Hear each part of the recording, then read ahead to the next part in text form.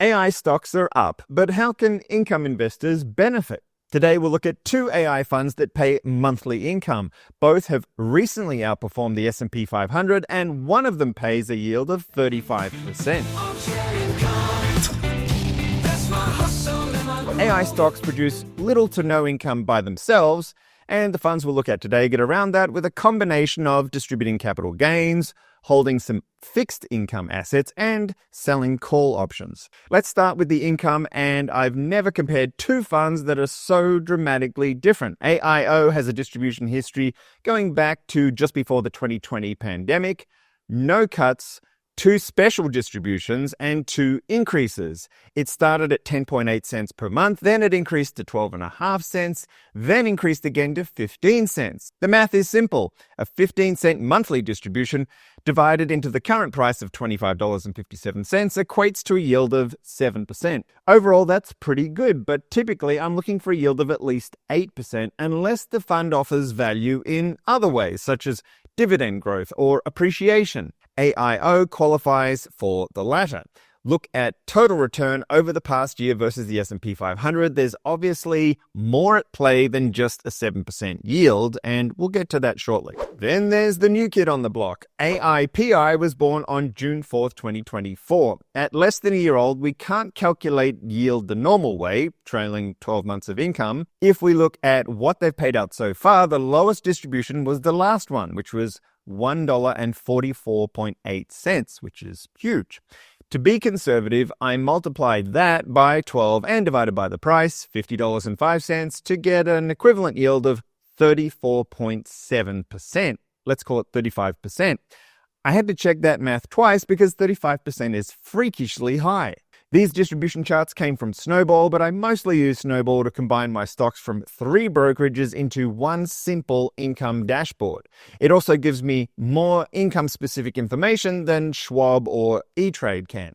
Sometimes I'm looking to sell low-yielding funds to buy higher yields, so I'll rank by yield to see how I want to rebalance my portfolio, and the calendar function lets me see how many dollars will arrive on any given day of the month, which is a big deal for an income investor. Link in the description for a discount and a free trial. By the way, if you're new to the channel, I retired back in 2017, and that's when I found the time to research my own investments instead of relying on a financial advisor to do it for me. And this channel is where I share what I learn. I mostly focus on stocks and funds paying consistent yields of 8 to 12%, and if you'd like a copy of my portfolio, it's available via Armchair Insider. Link in the description. It's free. Let's take a look at what's inside these funds and how they generate income. First up, the more mature fund is called the Virtus Artificial Intelligence and Technology Opportunities Fund, ticker AIO. AIO is really a hybrid of AI common stocks, convertible securities, and high-yield corporate bonds. The AI stocks make up roughly half the portfolio. Here are the top 10 holdings. Most of the distributions come from the capital gains generated by trading these AI stocks. The next largest part of the portfolio is convertible securities. There are several types, but the most common is convertible bonds. They're called convertible because they can convert from a bond to a stock in the future, which gives them more upside than a regular bond. Last of all is a small portfolio of high-yield corporate bonds, about 15% of the fund. Those are purely for income. Leverage is about 14% as of the end of January. That gives a slight boost to the yield, but also adds a little bit of interest expense. Speaking of expenses, the expense numbers are hard to find for AIO. Usually that means the number is high. The answer lies in the fine print, 1.56% after interest is deducted, and yes, that is high. Tax treatment is a mixed bag of ordinary income, qualified income, and return of capital. In 2023, it was 71% return of capital, which is more tax efficient than ordinary income. The AIO fact sheet shows a current estimate of just 8.9% for return of capital. So those are some huge swings. Every year will obviously be different for this fund. Apart from the yield, here's what I like about AIO. The diversification can be viewed as a pro or a con, depending on your perspective. On the plus side, diversifying into convertibles and bonds does spread out some of the risk. This analysis of AIO by Damon Judd gives an example of how various parts of the portfolio were a plus or a minus for performance. Damon's article on Seeking Alpha was one of the best that I read while researching these funds. It also explores topics we don't have time for in this episode, like the discount offered by AIO for dividend reinvestment. I'll put a link to Damon's article in the description and a link for a free trial and a discount for Seeking Alpha. I use it literally every day. AIO is a closed-end fund, which means that it can trade above or below its net asset value. When there's a tech correction, the tech stocks in this fund will fall in value, but the price of the fund may fall even further than the stocks inside the fund do. If that happens, it would be an opportunity to buy AIO at a discount to its net asset value. Here are some of the risks and concerns I have about AIO. I listed the diversification as a pro just a minute ago, but it's also a negative. First of all, how AI is this fund really? It's more like half AI growth stocks and half credit. From an investor's perspective, that does limit the upside in terms of appreciation. Also, it's debatable just how focused the stocks are on AI. NVIDIA benefits directly from AI because they design chips that are used for training and running AI models. That's fine. But the fifth largest holding, Eli Lilly, is a pharmaceutical company. I'm sure they'll use AI to improve their business, speeding up the drug discovery process, for example. But I would argue that Eli is more of a pharma stock than an AI stock. Then there are holdings like Hilton, Citigroup, and Bank of America. Not exactly cutting-edge AI tech stocks. The second issue with the diversification into fixed income is that it creates exposure to interest rate risk. 2022 was a bad year for stocks, but the rising interest rates were also bad for fixed income, a double whammy for AIO. The most important thing I learned about AIO while researching these funds was that the discount window has closed. The price of AIO moved from a discount to net asset value of 15% to a premium of 7% in 1 year. That's a 22% increase that has nothing to do with the value of its assets. It was basically the market waking up to this fund being a desirable AI fund. That's fantastic if you bought AIO before early 2024. I didn't.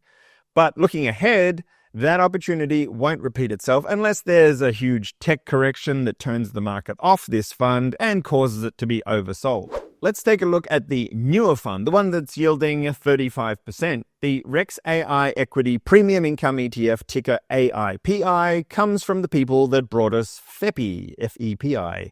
That would be Rex shares. AIPI is comprised of 143 holdings, but that's a little misleading. I checked the schedule of investments and it's actually 25 stocks, and the rest are options on those stocks, many of which are repeated at various strike prices. So don't choose AIPI because you think it's more diversified. Both funds are weighted towards their top 10 holdings, so those are certainly worth a look. If you're a big fan of Palantir and CrowdStrike, you might favor AIPI over AIO. I'm not an AI expert, but I'd describe AIPI's portfolio as more tech-focused than AIO's. AIPI doesn't have any banks or hotels or pharmaceutical companies, just tech. Two key differences between AIO and AIPI. Number one, AIPI does not use leverage, and number two, where AIO relies mostly on capital gains to generate distributions, AIPI uses options. Specifically, AIPI sells covered calls on the individual stocks in the portfolio. In other words, they sell some of the upside of these stocks in exchange for an immediate payment, commonly known as option premium.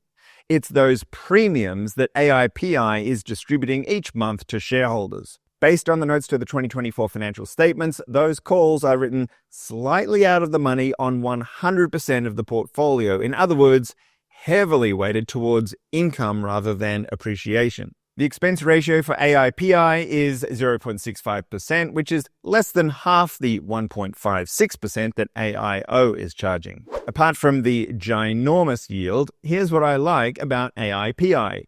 The Rex website isn't clear on tax treatment. Most websites don't seem to be clear on that, but it appears to be more favorable than ordinary income. Recent 19A notices show all distributions as return of capital. 19A notices are estimates and can't be relied upon, but if they're anything close to accurate, that would make AIPI more tax efficient than AIO. As to whether the return of capital is constructive or destructive, there's no way to tell except looking at the share price. If the price was trending down over the long term, then the return of capital is probably destructive. So far, the fund has experienced one correction, then it's trended flat. It's too early to know what the long-term trend is. Here are the risks and concerns I have about AIPI. AI stock prices are particularly volatile, which means that the calls they sell generate an unusually high amount of income. If AI stocks keep trending up, that's great. But if there's a large and prolonged correction in the price of AI stocks, the price of AIPI is likely to get hit particularly hard. August 5th was a negative day for the S&P 500 in 2024, and worse again for AIPI. Comparing total return for AIO versus AIPI, we can only go as far back as the newer fund was created, which is June 4th, 2024. There's a clear winner, AIO. That's what got my attention, and that's why I wanted to make this video, to understand why. I started this research thinking I'd prefer AIO because its performance has been so impressive lately, and it has a longer history. My conclusion is that I actually prefer AIPI. AIO had a great year, but going forward, I think AIPI will be more consistent. I mean, relatively speaking, they're both at risk of major price corrections. But I'm assuming that AIO's discount window closing was a one-time benefit, and selling calls on volatile AI stocks will be more sustainable. There's a temptation to jump on the AI bandwagon, but I'm not in a rush. The only reason I haven't purchased AIPI already is that it's so new. I currently hold another Rex fund, FEPI. That fund has delivered a total return of about 35% since its 2023 inception, which isn't that impressive considering it's more tech-heavy than the S&P 500. So I'm considering swapping the FEPI holding into AIPI down the road. If and when that happens, of course, I'll cover it in Armchair Insider. So far, AIPI has outperformed FEPI for total return, although it's still early days. They're both high risk, so if I make that swap, I'll keep the allocation well below my 5% cap. Speaking of risk, if I buy AIPI, I won't be withdrawing all that 35% yield and spending it. I'll be reinvesting most of it each month into whatever income opportunity I like most for that month. If you like the idea of making income from tech, I reviewed another fund with a 10-year history of growing its dividend, ticker BST. You can click here for that review. And that wraps it up for this look at 2 AI income funds. More Armchair Income coming soon.